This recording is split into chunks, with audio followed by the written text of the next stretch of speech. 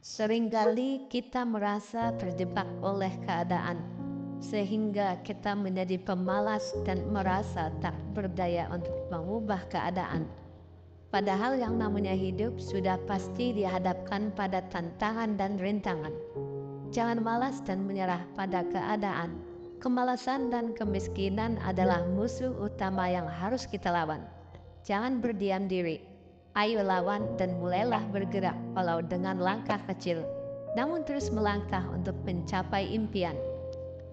Ada sebuah kisah pemuda malas yang menginspirasi, yang berhayal menjadi kaya raya.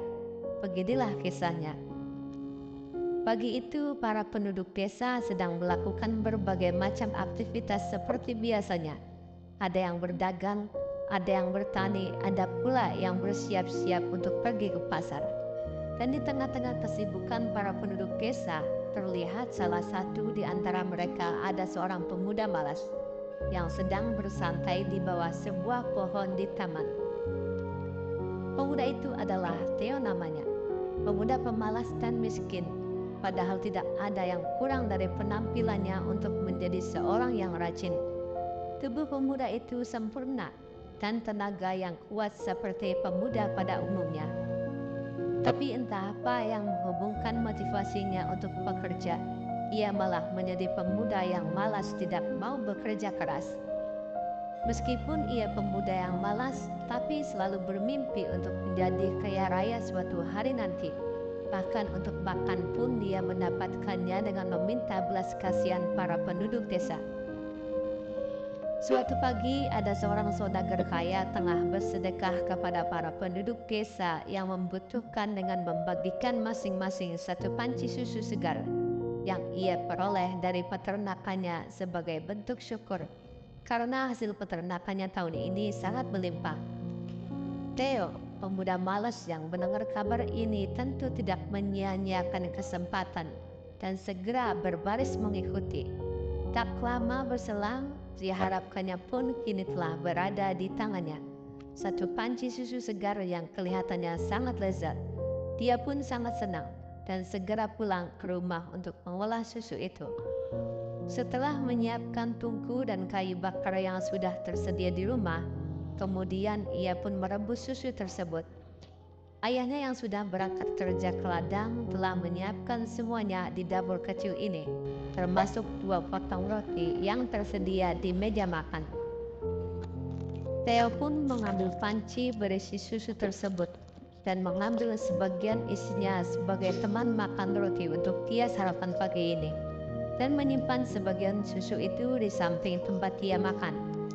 Pikirannya beralih ke panci susu. Di sampingnya dia berandai-andai keesokan paginya susu di dalam panci itu akan mengeras dan menjadi keju. Kemudian dia akan menjualnya ke pasar dan menghasilkan uang. Dengan uang itu aku akan membeli seekor ayam betina. Ayam betina itu kemudian akan bertelur dan menetaskan banyak anak ayam.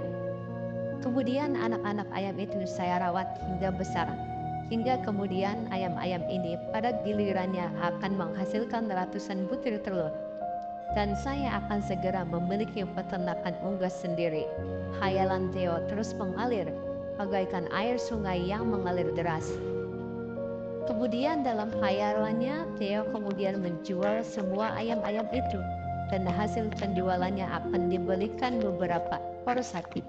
Lalu membuka sebuah peternakan sapi yang menghasilkan susu. Dalam hayalannya, semua orang di kota akan membeli susu darinya, dan Theo pun akan menjadi sangat kaya, dan segera akan membeli perhiasan raja. Kemudian akan membeli semua perhiasan itu darinya, dan dia berhayal akan menjadi semakin kaya, sehingga dia dapat menikahi seorang gadis yang sangat cantik dari keluarga kaya raya. Tak lama kemudian, Theo berhayal akan memiliki seorang anak yang tampan. Dan jika dia menjadi anak yang pemalas, dia berencana memberinya pelajaran dan memukulnya dengan tongkat. Pikirnya, bagaimana mungkin dia menjadi seorang pemalas, sedangkan ayahnya adalah orang yang berhasil menjadi kaya raya, yang berawal dari sepanci susu. Hayalan Theo benar-benar sudah terlalu jauh. Dia sedang bermalas-malasan dan menghayal ingin menghukum seorang pemalas. Tanpa sadar ia mengambil tongkat dan mengayunkannya, seolah sedang memukul seorang pemalas. Hingga tak disengaja ia memukul panci yang berisi susu di sampingnya hingga tumpah. Dan barulah ia tersadar kembali dari lamunannya. Ia pun terdiam sejenak, mencerna kekacauan yang telah ia buat. Ia pun membersihkan tumpahan susu itu, lalu melanjutkan lamunannya. Hingga keesokan paginya, ia memutuskan untuk pergi berjalan-jalan di desa. Ia berharap ada orang baik hati yang sedekah pagi ini.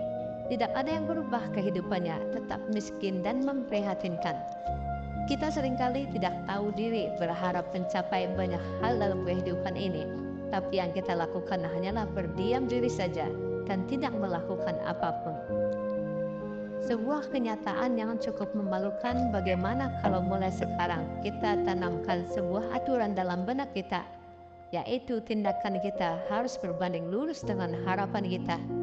Jika kita ingin sukses, kuncinya adalah kerja keras. Jika kita ingin berhasil, kuncinya adalah disiplin.